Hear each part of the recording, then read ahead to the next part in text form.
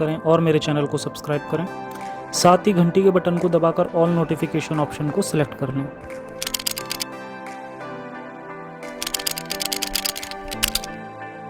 क्या हज करना एक इस्लामिक प्रैक्टिस है या असल में एक कॉपी की गई पेगन प्रैक्टिस है?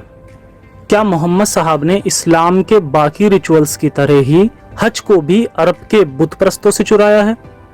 और क्या अरबिक कल्चर को कॉपी करते करते रसूल ने जानवरों से सेक्स भी हलाल कर दिया था?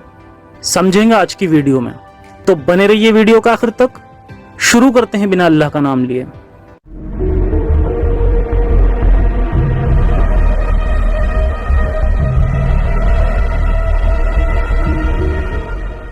इस्लाम, जिसमें दावा किया जाता है कि ये तीसरा और आखिरी अब्राहमिक रिलीजन है, यानी अल्लाह की तरफ से उसके आखिरी नबी मोहम्मद साहब पर नाजिल हुआ और फिर उन्होंने लोगों को इस नए मजहब की दावत दी।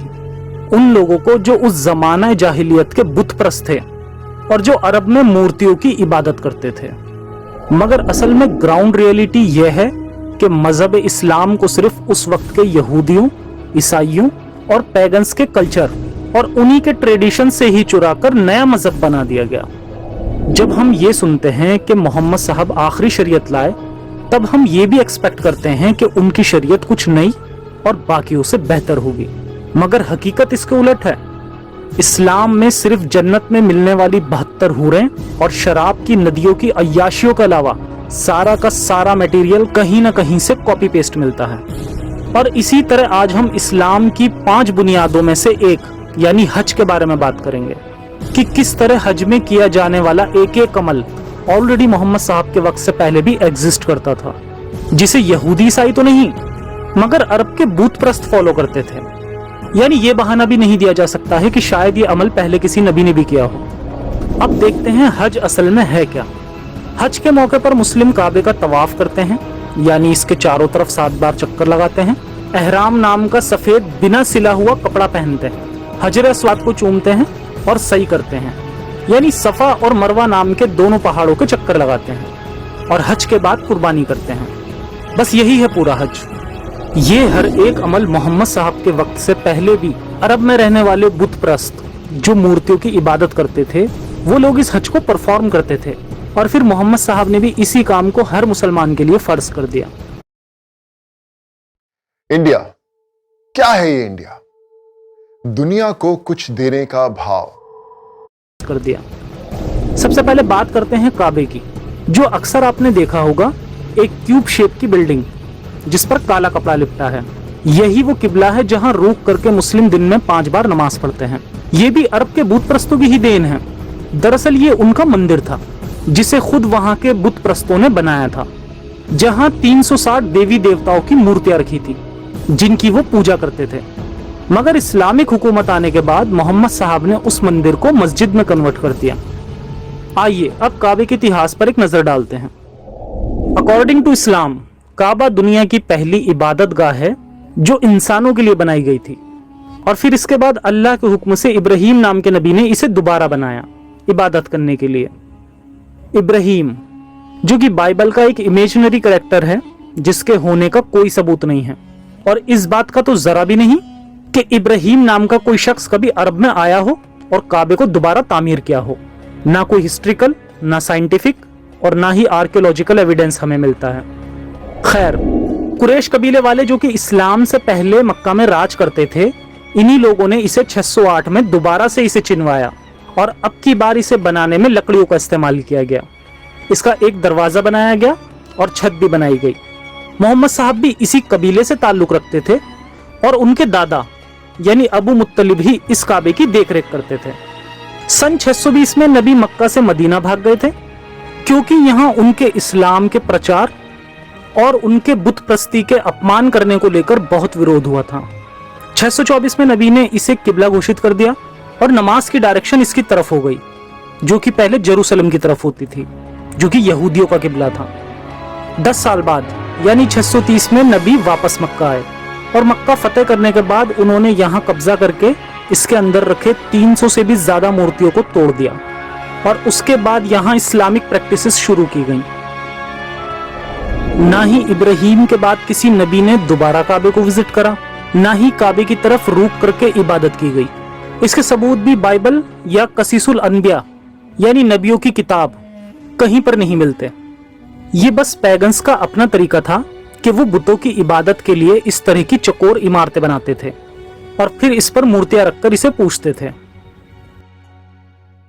अब कुछ ऐसे फैक्ट्स पर सबूतों के साथ रोशनी डालते हैं कि कैसे नबी ने हज की प्रैक्टिस को यूनिक बनाने की कोशिश की। नंबर 1, पहले से मौजूद दूसरा काबा। अरब में उस वक्त भी एक से ज्यादा काबे थे, जिसमें से यमन के इस काबे जिसे जुल अल खलसा कहा जाता है, नबी ने अपने एक सहाबी को भेजा और इस काबे को ढाने के लिए बोल दिया ताकि इनके काबे के अलावा और कोई दूसरा काबा ना बचे। साहिह बुखारी 4355, जरीर कहते हैं मुझसे रसूल ने फरमाया कि जुल अल खलसा से मुझे क्यों नहीं बेफिक्री दिलाते। फिर मैं घुड़सवारों को लेकर काबे को ढाने के लिए निकल गया और जो काबा मक्का में था उसको रसूल पहले ही इस्लामिक काबे में कन्वर्ट कर चुके थे और वहां रखी 360 मूर्तियों को तोड़ चुके थे, जिसका सबूत ये हदीस है।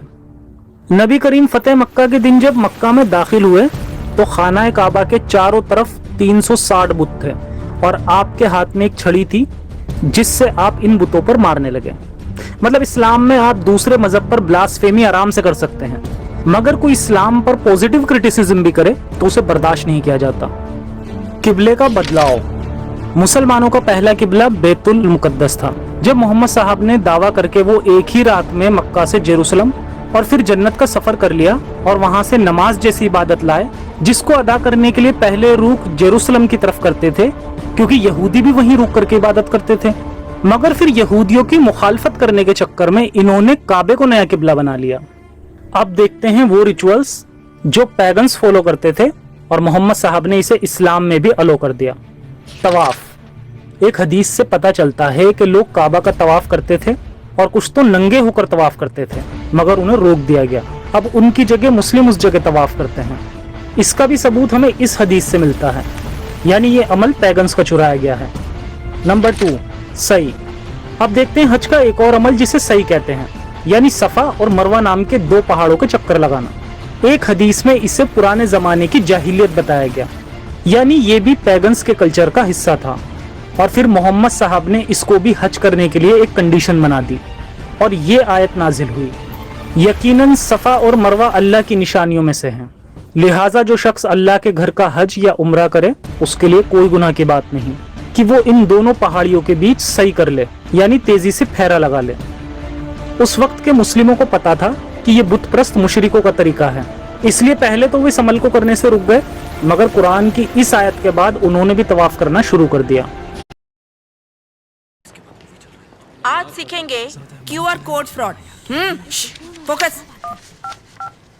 से रुक गए, मगर कुरान की इस आयत के बाद उन्होंने भी तवाफ करना शुरू कर दिया। पत्थरों की पूजा। एक हदीस से ये क्लियर होता है कि पत्थरों की पूजा और उनका तवाफ यानी इर्द गिर्द घूमना भी पेगन्स का ही कल्चर था। इसको थोड़ा सा बदलकर इसे किस करना कर दिया गया, यानी काबा में लगा पत्थर हजर अस्वाद। इस पत्थर का इतिहास भी बहुत दिलचस्प है, जिस पर मैं जल्दी ही डिटेल वीडियो लाऊंगा। दरअसल इस पत्थर की स्टोरी भी इब्राहिम से जुड़ी है कि इब्राहिम ने ही इस जन्नत से उतरे पत्थर को यहाँ लगवाया था और इसलिए ही इसे बोसा दिया जाता है, यानी किस किया जाता है। इनफैक्ट उमर ने भी इस पत्थर को मजबूरी में एक्सेप्ट किया था, जो इस हदीस से क्लियरली पता चलता है। नंबर 4, हाजियों का ड्रेस कोड और इसी तरह एहराम नाम का एक सफेद बिना सिला हुआ कपड़ा पहनना जो मक्का के मुशरिक पहन के हज करते थे, जो कि हमें इस्लाम की ही एक हदीस से पता चलता है। पॉइंट नंबर 5, कुर्बानी। कुर्बानी में सिर्फ इतना बदलाव किया गया कि पहले अरबियन लोग बलि देते थे और बाद में इसे कुर्बानी कर दिया गया। इतना ही नहीं, अरबिक कल्चर में इस्लाम से पहले जानवरों के साथ सेक्स करना भी आम बात थी और मोहम्मद साहब ने भी इसे अलाउड कर दिया था, लेकिन आज इसे छुपाने की कोशिशें होती हैं और हदीसों के मतलब बदल दिए जाते हैं। जरा इस हदीस को पढ़ते हैं। अब्दुल्ला बिन अब्बास रजी अल्लाह अन्हा कहते हैं कि जो चौपाई से मतलब 4 पैर के जानवर से जमा करे मतलब सेक्स करे, इस पर हद नहीं है। इस पर हद नहीं है का सीधा सीधा मतलब यह है कि इसके लिए कोई सजा मुकर्रर नहीं है। और क्यों नहीं है, उसका सीधा सीधा रीजन यह है कि ये एक पुरानी प्रैक्टिस थी जिसे बिना सजा मुकर्रर किए छोड़ दिया गया। और इसका इनडायरेक्ट मतलब यही है कि 4 पैर के जानवरों से सेक्स करना अलाउड है। हालांकि सफाई पेश करने वाले कह सकते हैं कि एक हदीस मौजूद है जिसमें लिखा है कि किसी शख्स को अगर जानवरों के साथ हम बिस्तर करते पाओ तो उस शख्स को और जिस जानवर के साथ किया गया हो दोनों को कत्ल कर दो। पहली बात कि अगर ये ठीक भी है तो उस जानवर की क्या गलती, और दूसरा कि मेरी नजर में ये इस्लाम की एक कॉन्ट्राडिक्शन से ज्यादा कुछ नहीं है, क्योंकि फिका की किताबों में यानी इस्लाम के जो अलग अलग फिरके हैं उनकी जो किताबें हैं उनमें भी ये बात डिटेल में आई है कि जानवरों के साथ सेक्स करने पर कोई सजा नहीं है। इन किताबों पर भी बहुत जल्दी मैं डिटेल वीडियो लाऊंगा। तो ये थी सच्चाई इस्लामिक हज की। मेरे मुस्लिम भाइयों, आप किसी खुदा का फरमान नहीं फॉलो कर रहे, बल्कि 1400 साल से भी बहुत पहले के अराबियन कल्चर को फॉलो कर रहे हैं। वो कल्चर जिसमें खुदा के डर से लोग पत्थरों के इर्द गिर्द घूमते थे और अपनी जान बचाने के लिए मासूम बेगुनाह जानवरों की बलि दे दिया करते थे। आप भी वही कर रहे हैं, बस कुछ लोगों का प्रोपेगेंडा के हिसाब से। आज के वक्त अरब सरकार हर साल हज से $8 बिलियन का बिजनेस करती है, जबकि उम्रा से $4 बिलियन का, जिसमें ना जाने कितने बेगुनाह बकरों की भी जान ले ली जाती है, जो कि कोई खुदाई फितरत नहीं नजर आती। क्या हमें इस्लाम की ये प्रैक्टिसेस बस इसलिए फॉलो करनी चाहिए क्योंकि हम मुस्लिम घर में पैदा हुए? लॉजिकल बनिए, प्रैक्टिकल बनिए और मुसलमान ना बनके एक इंसान बनिए, और इस्लाम को अपना सहारा ना बनाकर साइंस को अपना सहारा बनाइए। मजहब इंसान को वक्त में बहुत पीछे ले जाते हैं, तरक्की करने से रोकते हैं और लोगों की सोच को लिमिटेड कर देते हैं। अपनी सोच का विस्तार कीजिए और इन मजहबों की जाहिलियत से दूर रहिए, क्योंकि इन घिसी पिटी पुरानी परंपराओं को छोड़कर ही एक उज्जवल भविष्य का निर्माण किया जा सकता है, जिसके लिए हमें मजहबों की नहीं बल्कि साइंस को पढ़ने की, समझने की और अपनी जिंदगी में उतारने की जरूरत है। बाकी आज के शो में इतना ही। फिर